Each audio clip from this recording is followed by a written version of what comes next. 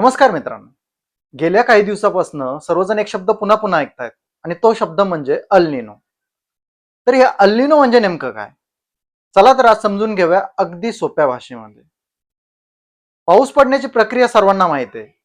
जेव्हा जमिनीवरचे वारे गरम होतात आणि ते हलके होऊन वरच्या थरामध्ये जातात.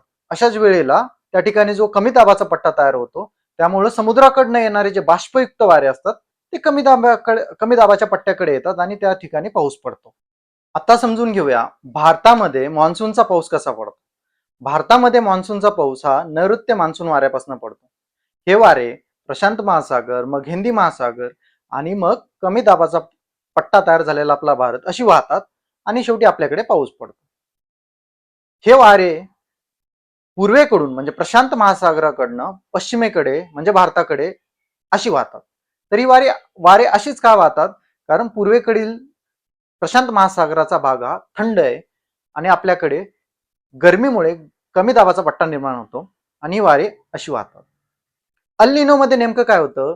अल्निनो मध्ये प्रशांत महासागराचं थंड पाणी हे गरम व्हायला लागतं आणि गरम झाल्यामुळं जे वारे पूर्वेकडून पश्चिमेकडे आपल्याकडे व्हायला पाहिजेत त्या वाऱ्यांचा वेग मंदावतो आणि त्यामुळे काय होतं की जो मान्सून हिंदी महासागराकडनं भारताकडे येणार असतो त्याची दिशा बदलते आणि तो पाऊस हिंदी महासागर आणि प्रशांत महासागराकडे वळतो आणि यामुळे अल निनो जेव्हा तयार होतो त्यावेळेला भारतामध्ये पाऊस पडण्याची शक्यता कमी होते.